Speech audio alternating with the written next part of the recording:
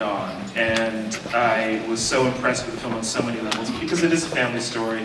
I know that one of the original titles was Three Generations, and it was beautiful to see three generations of women portrayed with such depth and sensitivity in this film. Can you talk a little bit about the original inspiration for this story and how you were able to pull this amazing cast together?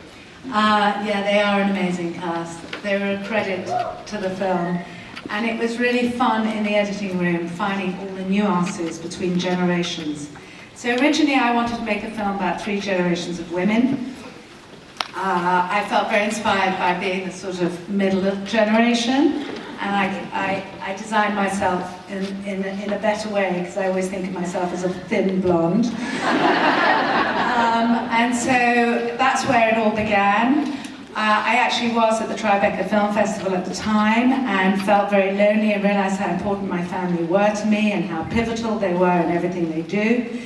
I was also intrigued by the fact that my children always seem to lead the way. They teach me things that I didn't know I had to learn. And so that's how the story kind of came to me. It was about finding a way of telling something where generations follow generations that come in front of them.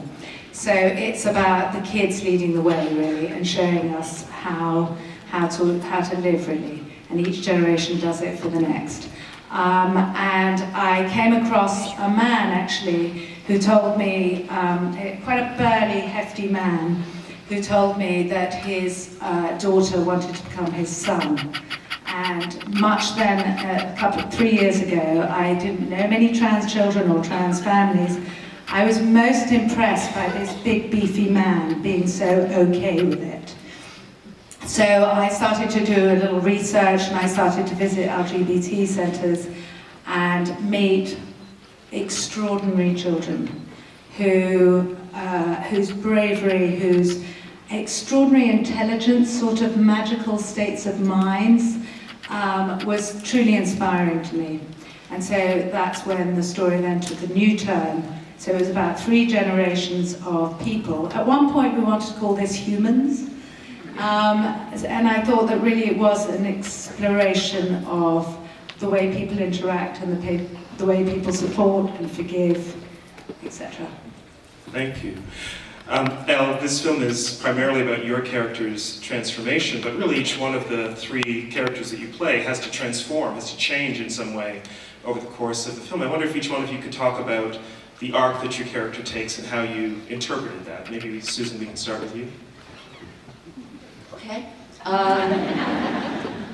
Well, it was my job to voice concerns of people who hadn't quite understood the difference between gender identity and sexual preference. So that's really basic in your understanding of transition, of a transgender journey. The fact that she's a normal lesbian made it more fun.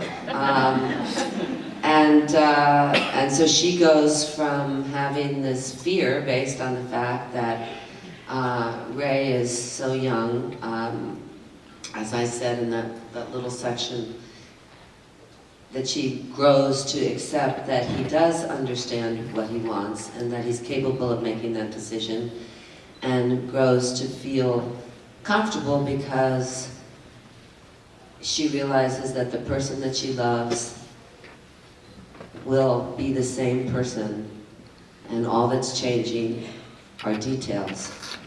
And, you know, as we all know, consciousness has no gender, and so really the essence of that person is going to stay the same. And so that's kind of her journey, and of course kicking her daughter out at some point so she can have a quiet house until they hire the person that takes care of them. That's a step for them to cut. You know, you always have to kick your kids out at some point, I think. And so that's her transition, I think, is transitioning to that life with her partner. Maybe they'll even get married, I don't know. And also just coming to grips with the fact that she's mourning the loss of of her granddaughter, but is very happy to have Ray in her life in whatever form he wants, because she realizes that that person doesn't change. Thank you.